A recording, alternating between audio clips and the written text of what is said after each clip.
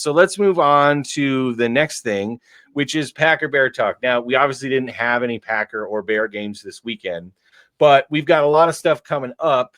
We've got the Bears with the rematch against those against those Washington Commanders. Jaden Daniels is back. Dave, do the Bears exact any sort of revenge in this game? Do you think they're going to win? Do you think it's going to be close? What are you expecting for the Bears and the Commanders game?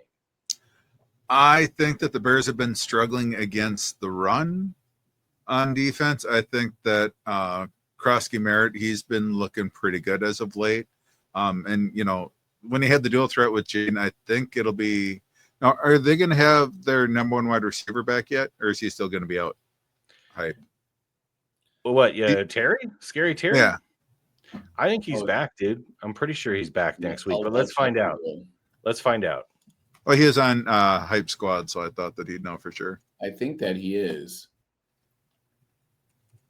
It says that they're optimistic on him returning. Yeah.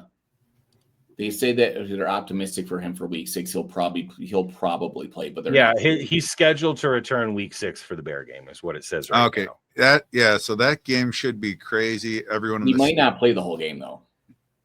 Oh, that's okay because you have Debo. Yeah, I don't think they've been utilizing him in the slot pretty well. And it's just hats off to that offensive coordinator. He's been calling a really smart game. You got a balanced run game. Their defense, fortunately for us, is a little bit older. They look good against the hapless Chargers who are injured. But I think Caleb has been showing enough growth. So I think that could very well be a game of the week. There should be a lot of fireworks in that game. I think the Commanders are a little bit overrated, though. They're one of those teams that want to be good, but they're not really good. I mean, I think they're going to win a decent enough amount of games, but I think Dave kind of nailed it with the fact that they're older. Mm-hmm. As the season goes on, that affects older players so much more than it affects younger players, which, to my fears about the Packers, if you actually look at the Packers the last 3 years with this young roster, since Aaron Rodgers left, so the last 2 years, weeks 9 through 17, the Packers have been so much more consistent and so much better because I feel like that younger roster isn't as worn down. So this is another reason why I worry about the Steelers, right? Another reason I worry about the Commanders, and to be fair, sometimes I worry about the Bills as well and their defense at the end of the year because they're 1 or 2 injuries away from being terrible and they're already not great. So yeah, I think the Commanders are still a good team, but I think overrated.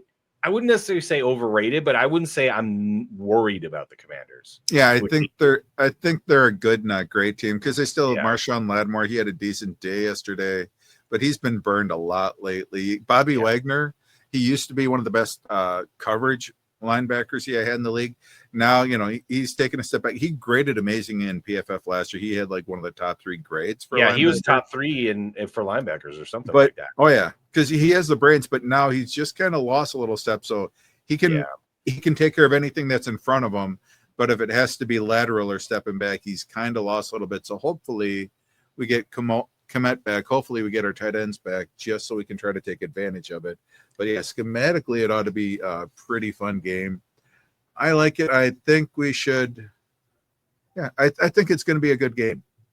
It is really a revenge game because last year that game on the Hail Mary was that was like turning the lights off in Chicago. Everyone gave up after that. It seemed we lost 10 straight after that. And I actually heard an interview that we had with Stevenson, and he said, "Well, I'm owning it." He says, "That's been a turning point for me." He says, "I can't get away from it. Everyone's going to be showing it all of the next week." Yeah. That happened to me. I took my focus away from the game. I got distracted by other crap. That's on me. That he said it's uncharacteristic of him. Well, see, he got his butt burned against the Lions. Yeah. So he's gotten some chance for humility, and that we've looked a little bit better the last week. The competition's been less. Yeah. But I'm sure that the Washington's gonna. Oh, right now the spread's 4.5. Yeah, that sounds about right. In his defense, I think Stevenson's been a lot better this year. I mean, the sun god burns pretty much everybody, so I'm not too worried about that. But we'll see because this is a statement game for him. If Stevenson makes a good play or something, maybe they go after him to see if it is in his head. If I'm the Commanders, I would maybe go after him to see if he is up for it or not. Do you know what I mean? Like, because Oh, yeah. maybe he gives up a big play and then it's like all up in his head.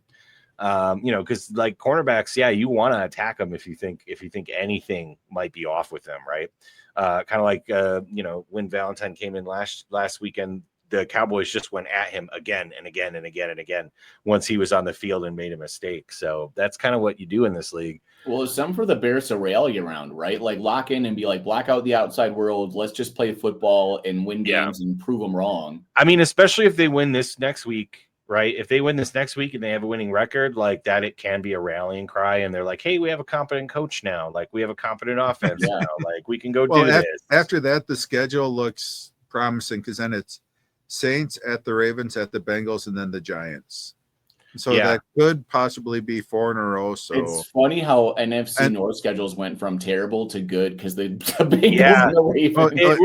I think the Bengals and Ravens fell apart.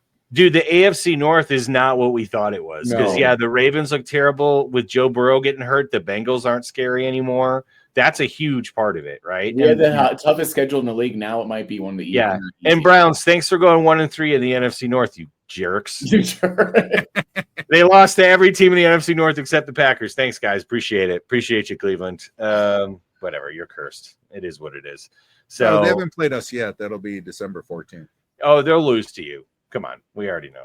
We already know they'll lose to you. Oh, that'll be the week after this. That's the week after we go to Lambeau. So yeah, that your Super Bowl. We're gonna be lackadaisical after we beat you guys at Lambeau. Hey, and we'll be at that Lambeau game, Bears Packers. We'll be at that Lambeau game, Bears Packers. I can't wait to freeze my butt off and watch the game.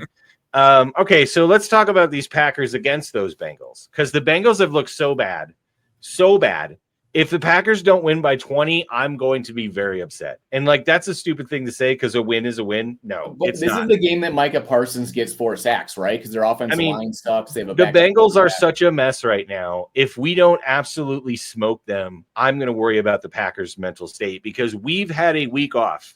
And one of the things I've always had a problem with Matt LaFleur is that when we have a week off and we come back, we look like we lost something instead of gained an advantage. Do you know what I'm saying? Well, we already did another home run weeks, so maybe. No, Brian Thomas got a big pass down the sideline, 54 seconds to go. Nice. 1st and 10, down by 4. Go Jaguars. Let's go, buddy. Oh, look at that. Nice catch. Wow. The defender almost picked that off, too. Nice catch, though. So let's go back to the Packers. Jaguars playing the Chiefs right now, down by 4, 54 seconds left. Go Jags. Let's see if Trevor Lawrence has it in him for a comeback against Mahomes. I'm sure he'd love that. Ooh, that would be great. So I need the Packers to go out and dominate on defense for sure. Didn't you already say that 2 weeks ago? What? That you need to see the Packers go out and dominate. How did that turn out for you? Terrible. And no, against Dallas. No. I'm the one that told you. No. I'm the one that told you that the Packers are going to maybe win by 3 or 4. I was like, it's going to be a close, ugly game. That's what I said. Oh, Doug was the one that thought they would win by 45 or whatever it was. So, and to be fair, we should have won that game by 3 or 4 and got that touchdown at the end. But anyway, so no, this is different. Like the Bengals are bad on offense. The Bengals are bad on defense. Like if we don't dominate on both sides of the ball after a bye, that's the other thing about this that's so important to me is like I have been massively disappointed with LaFleur after buys. We have not looked good. He's got a losing record after buys, which good coaches don't have losing records after buys, guys. They don't. Like if you look at the history of the NFL and all the really good coaches, they do not have losing records after the bye. So I need the Packers to come out and just destroy the Bengals after having 2 weeks off. If we come out and we're flat, like I have serious concerns about the rest of the season because I think LaFleur is already like having a bit of a stinker so far this year. And maybe that's because we started off so strong and then we kind of fell off. But again, I think LaFleur needs to rally the troops here and really make a statement game and get the guys back on track right now, like this week, get back on track and make a play. Well, 3 of the next 4 weeks should be blowouts, ideally. You would think so. Bengals, Cardinals, Steelers will be meh, and then you got the Panthers. Well, we should beat the Panthers. I guarantee you Aaron Rodgers is going to beat us. I've already called. I called that like 6 months ago, that as soon as he signed with the Steelers, he was going to come beat us. Just even if the Steelers were 0-7 at that point, he's going to beat us. So I see that happening. But hey, if we go 3-1 in these next couple games and we're 5-3 at that point. It's not ideal, but it still puts us in very good playoff position. And with the craziness of the NFL right now and the erraticness of where random teams win games that they shouldn't and lose games that they shouldn't, just like the Packers have done already, I'm a little less concerned about the Packers' failures than I was like after week 3. So I definitely hope that we can go and take care of business the next couple weeks after the bye. Dude, I was complaining that the bye was so early this year, and I was like, that's not fair. And now I'm like, thank God the bye. Like, I'm so glad we got the bye this week because like we needed a mental reset, I think, after that game against the Cowboys. So, and then the Packers and Bears are playing each other again. What are we playing each other again, Dave? When's our next Packer Bear game? Oh, it's not until December. Oh, so that we're going to the first Packer Bear game. That's right. Because then we're at the Bears after that. So it's Bears, Packers at Broncos, then Packers. It'll be the Bears. first episode of Offensive on location. Yeah, on location, streaming live from Lambeau Field. We're going to try to get on the field. No one's going to let us. Yeah, well, we should be on the field and be like, we're here at Lambeau Field, and then it like pans out. And we're I'm just going to blame it on Dave that they won't let us on the field because he's a Chiefs fan. That's all I'm going to do. But no, I'm excited. I'm excited to go see that Packer Bear game. But I think for both of our teams, these next 4 weeks are going to be huge because if the Bears do win 3 of the next 4 or the next 4, they're a serious playoff contender. And if they if they end up going like 1-3 against not so good competition, then you have your concerns about Caleb again. Same thing with the Packers. If the Packers go 2-2 or 1-3 somehow in these games, I think the season is completely turned on its head. So I'm really excited to see what happens. We have an X factor here with the Packers. So Christian Watson's coming back. He practiced today. Dave, was that pass interference on that? I believe that should be because it was terrible. Like he hit the guy. There you go.